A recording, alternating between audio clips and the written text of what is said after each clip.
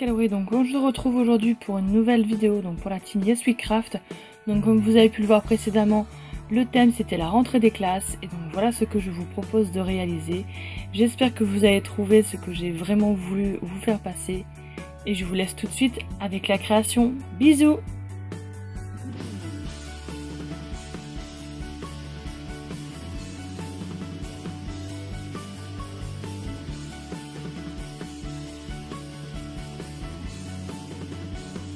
Prendre du blanc, vous formez un boudin que vous affinez d'un côté, vous écrasez le côté le plus large à l'aide d'un pinceau, vous venez écraser un petit peu encore pour l'affiner et dès que c'est bon, vous coupez bien net et vous rabattez le côté pour faire le côté soudé du tube de peinture. Ensuite vous venez lisser tout simplement à l'aide de vos doigts, vous venez aplatir le côté le plus étroit, vous venez prendre un dotting tool, vous venez faire des petits trous pour former la soudure. Ensuite, vous faites un boudin de pâte de couleur de votre choix, donc là moi c'est rouge. Vous venez en faire la forme d'un bouchon, et vous venez faire des stries à l'aide du dos de votre scalpel. Faites ça petit peu, vous venez le positionner. Vous allez venir refaire les stries, parce qu'en le positionnant vous allez un petit peu les former, donc vous reformez tout simplement les stries. Voilà ce que ça vous donne. Donc ensuite vous venez étaler un petit peu de pâte, que vous allez venir couper en rectangle, pour tout simplement positionner sur le dessus du tube. Donc voilà, votre tube est terminé et il ne reste plus qu'à mettre une tige à œil ou un piton. Pour faire le pinceau, donc vous faites deux boudins, donc un boudin de bordeaux là et un boudin d'argenté. Donc le bordeaux vous pouvez le remplacer, il n'y a pas de souci. Donc vous venez faire le morceau argenté est beaucoup plus épais que la fin du bordeaux. On l'a affiné en fait pour faire la forme d'un pinceau. Donc là vous venez aplatir le bout argenté et on va venir le mettre de côté. Ensuite vous allez prendre de la pâte noire, vous allez former un boudin que vous allez affiner d'un côté. Donc ça va être la pointe du pinceau. Donc vous allez l'affiner avec vos doigts. Ensuite vous allez venir aplatir et en fait vous allez venir pincer en fait le pinceau pour lui donner cette base arrondie tout simplement. Donc là vous venez le positionner sur le pinceau. Vous recourbez en fait pour former la forme des poils du pinceau.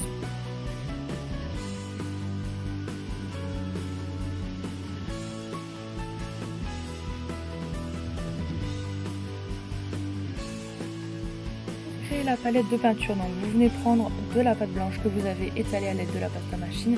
Vous venez tout simplement positionner votre patron, ou alors vous le faites à main levée, c'est comme vous voulez, et donc vous coupez selon les indications des traits qui sont. Ensuite, vous allez venir adoucir un petit peu les bords pour vous donner une bonne forme arrondie, tout simplement. Et vous allez venir bien les lisser et enlever le maximum de traces de dos. Ensuite, vous allez venir prendre un petit emporte-pièce en forme d'ovale, ou alors vous le faites pareil à la main. Vous le mettez en haut de la création. Ensuite, vous venez prendre un mini emporte-pièce et préalablement, vous aurez étalé des couleurs de pâte différentes. Moi, j'ai créé rose, rouge, bleu, vert et marron. Et vous allez venir tout simplement les positionner sur votre palette de peinture, donc pour montrer que vous avez, comme si on avait mis plusieurs couleurs dessus, tout simplement.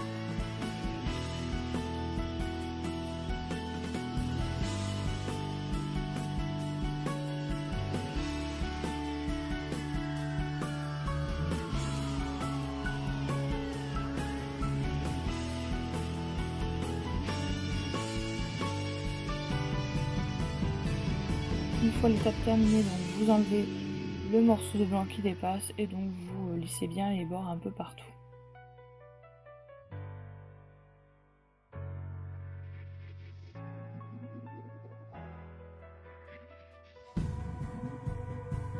Dernière étape de cette création, donc vous faites des taches de peinture. Donc pour cela vous prenez un papier, vous faites des patrons de taches de peinture complètement différents. Vous reprenez exactement les mêmes couleurs qu'on a mis sur la palette précédemment, donc le rouge, le vert, le marron, le bleu et le rose. Et donc vous venez faire des taches complètement différentes les unes des autres. Donc comme vous voyez à l'image, il suffit tout simplement d'étaler le patron et vous coupez selon les indications du trait. Vous venez ensuite tout simplement lisser pour aplatir un petit peu les bords, pour les adoucir.